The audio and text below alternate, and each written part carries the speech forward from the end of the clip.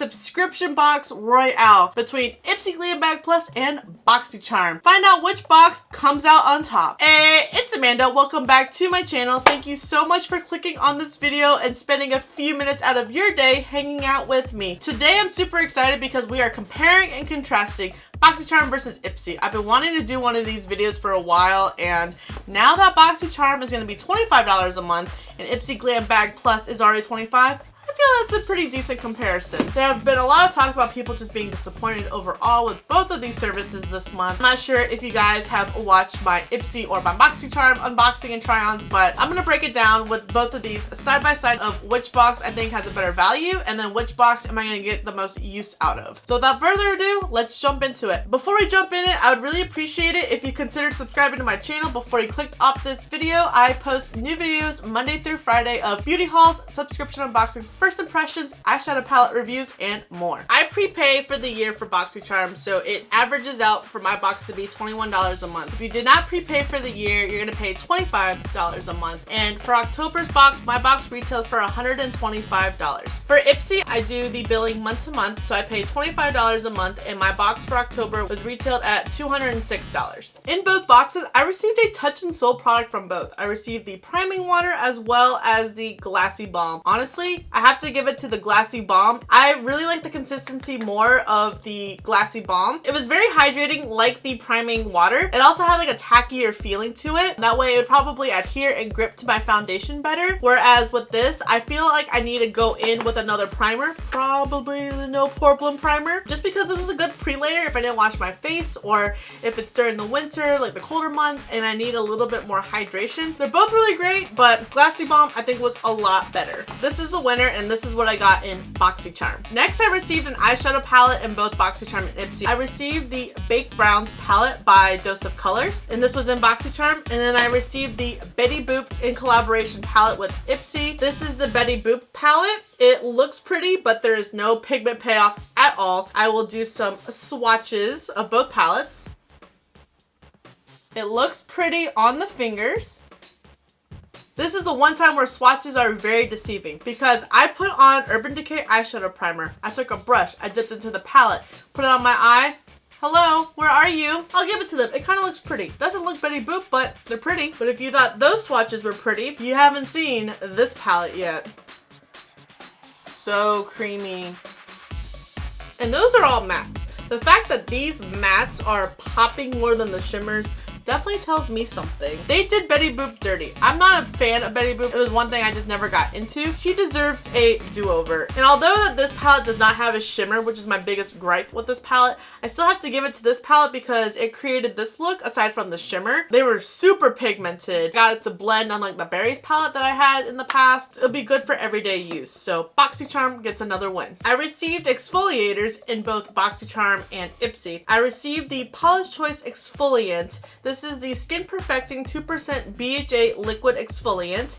And then in Ipsy, I received the Dr. Brandt Microdermabrasion Age Defying Exfoliator. And I've only used this once during a first impressions, and I've actually used a whole tube of this before. And this is a situation where price doesn't always mean it's a better product because I freaking love this thing. Oh my gosh, I've only used it once, I know, but by first impressions, I was blown away that it's a liquid exfoliator. It felt so refreshing on the skin. My skin felt so good that why have I been putting it through the abuse of grit its entire life? This is revolutionary. I usually use exfoliator every other night, so it has to be gentle enough to use morning and night. I'm a little intrigued by that. Normally I think of exfoliators being very harsh. That's why I don't do it as often, which this I could not do morning and night every single day. My face would kill me. I don't know if I'm going to implement this in my skincare routine yet or if I'm just going to use it before my makeup prep or what, but I'm obsessed. Like, I can't stop thinking about this product since I used it. That does not take away anything from this product. It's still a good product. $80 is just a little expensive. It's great to receive in a subscription box, but I would not go out of my way and spend $80. Dr. Brandt's products are really expensive, and I don't think that they really are worth the price point. I think Tatcha and Sunday Riley are better skin brands to invest that kind of money in. That's just my opinion and my experience with those products. I don't know how to compare the remaining two products to each other because they aren't really comparable. So we'll just take a swing at it. In Ipsy, I received the Jolie Spectra Stick Highlighting Stick, which I'm not going to use because I don't use cream products. I'm very bad at cream products. I don't know how to make them work for me. And it's also being set aside for a giveaway. And then in Boxycharm, I received the Gentil Bleu 947 Hot Red Lip Liner, which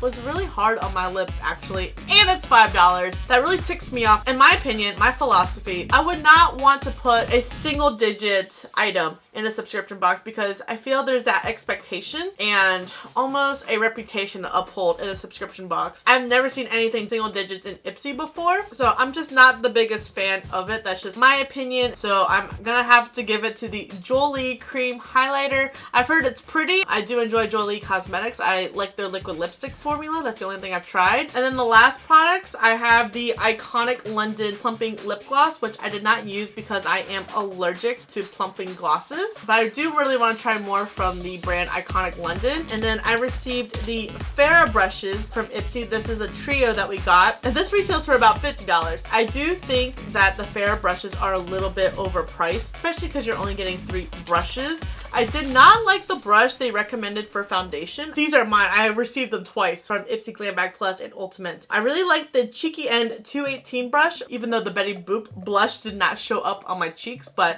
I still like the shape of the brush. And at first, I was being a hater of the Stippling 40 FM brush for highlighter, and after I applied the Makeup Geek highlighter, I was blown away. I actually really ended up enjoying this brush the best. So I will have to give it to the Farrah brushes just because I did have 2 brushes that I really did enjoy out of the 3, so that's more than 50%. But overall, even though Ipsy had a $206 value, I got 3 products out of 5 from Boxycharm that I'm actually gonna get some decent use out of. I'm still stuck on how much I love this exfoliator. I think it is a great product. I can get past the product that I'm not gonna get any use out of because it's going back to you guys, but I can't get past the $5 lip liner because that's just a filler product. It is just straight up Boxycharm just being cheap. I think with the prices increasing to $25, they need to stop that. I don't know if they actually will, but I know people are going to be a lot angrier. I've received so many filler products from Boxycharm, like the Appeal Cosmetics that was like $10 lip gloss that said it was holographic, but it wasn't. The stupid bodyography liners that really hurt your eyes. It's not the first time Boxycharm has pulled this, and I also have another Gentil Bleu lip liner that I've received before. This is a 943 brown sugar, so it's not the first time. It's probably not the last time either. One can hope it's the last time, but it probably won't be. Ipsy, this Betty Boop palette, the pigment can't show up even if you paid it like $100. It was such a disappointment. It could have potential even though it's not Betty Boop. The fact that it didn't show its potential on the eyes, that's why it's so bad. Ipsy's just a good example of, yeah, they're high value items, but it's not always worth it. And that's just what I feel about the brushes. $50 for 3 brushes just seems so unrealistic. And I know that the brushes are more luxurious than like the typical standard Farrah brushes are. I would have rather seen the pink brush collection than that collection, if I'm being honest. They're probably not selling good on Farrah's website, so they couldn't deal with Ipsy. I don't know.